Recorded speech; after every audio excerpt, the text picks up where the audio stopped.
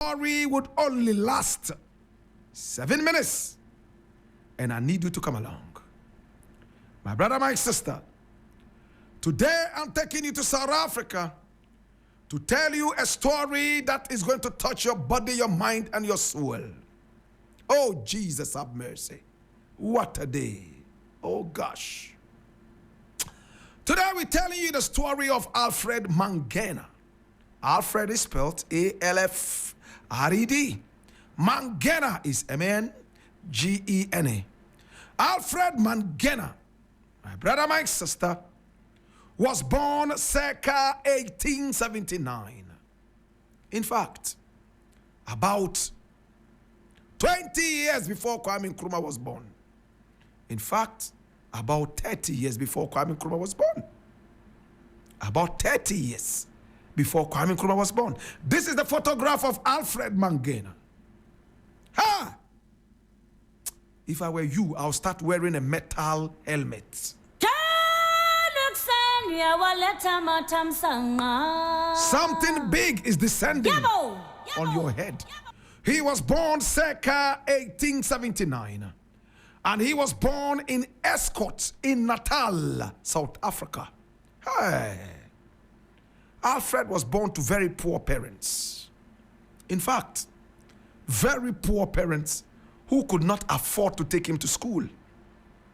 They needed to keep him at home to farm and also to help with the household chores. But he sneaked out and went to the public school. He skipped school several times to help his father and mother at home. But anytime he went back to school, he excelled.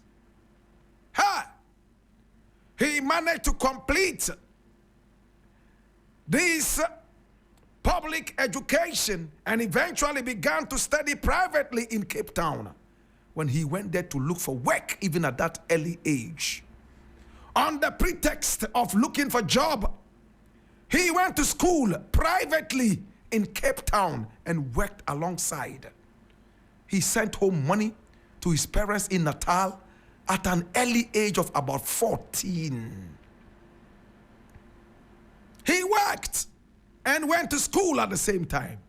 In no time, he finished with the private education and he went into secondary school, and then he gained scholarship to study abroad. Oh, what a student. He studied, my brother, my sister, in England. Yes.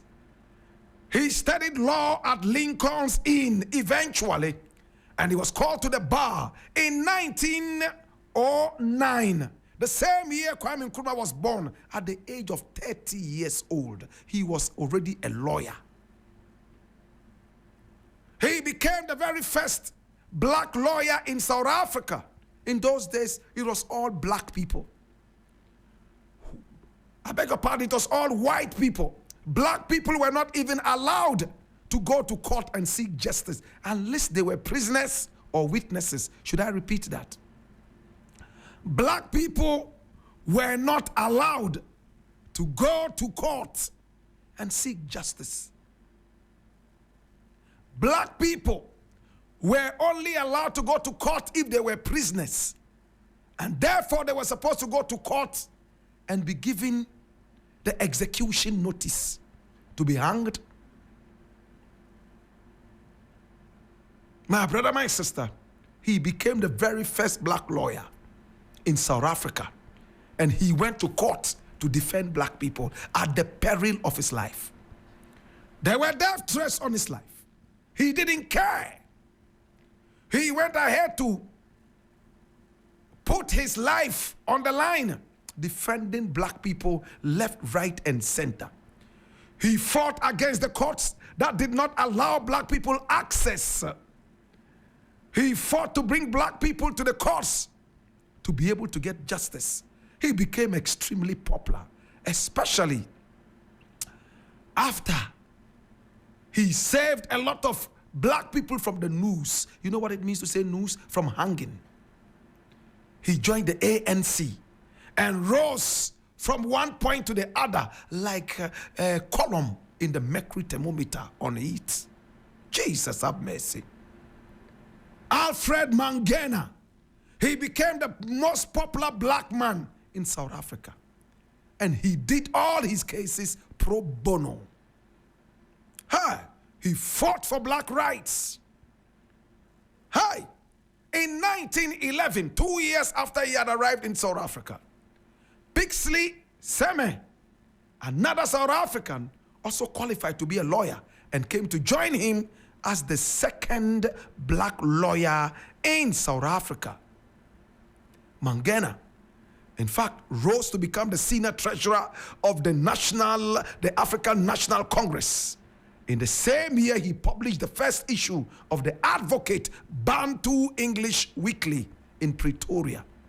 Now, white people in South Africa realized that they couldn't bring him down except to scandalize him. So what did they do? They brought some scandals against him, and he had to travel back to his hometown of Natal to defend himself.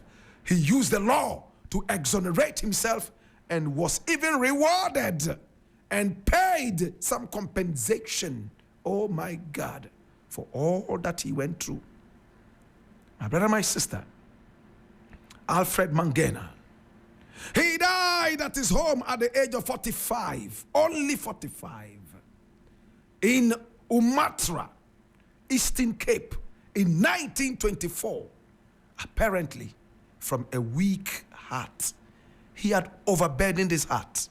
He had worked so tumultuously, so vigorously. Oh, he died.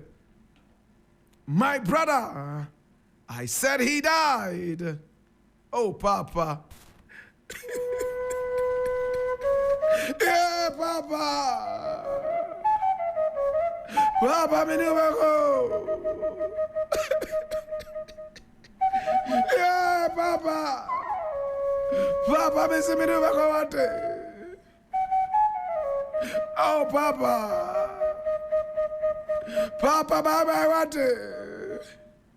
Papa, don't me find me what? Yeah, Papa, me see me never go. Papa, me never go what? Papa, me never go. Papa, me never go.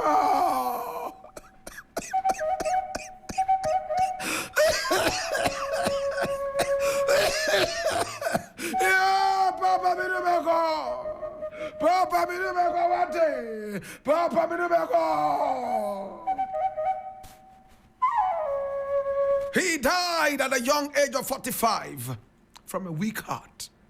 He had worked so much to give justice to black people. He worked more than ever to liberate black people. Right from when they had the Bambata Rebellion in 1906, black people got worse in terms of justice. A lot of them were hanged. Some were shot and killed temporarily. In fact, death was synonymous with black people in South Africa. But this man went to a public school, forced his way, paid his own way to private education, gained scholarship to study in England. Whilst his parents were here, he told them he was going to work in England, but he went to study. He came back home as a lawyer, bringing pride to his people. Oh, Papa. Yeah, Papa, me never go. Papa, me never go, Papa. Oh, Papa. Papa, me say, I'm referring to what? Papa, I'm referring to what? Papa, me never go. Oh, Papa. Papa, me never go. In the burden of knowledge, I ask you, now that you know the story of Alfred Mangena, what would you do? Bianani olea mini oba fe yanzu da kagane mezaka yine ya papango bokaya nfifia ye nyanu kaina wabana enwe be den lele ya njima singa be konne lele ya njima singa be ri. What would you do? Tutu glory, Papa mula home, mama mula home, how na imavi.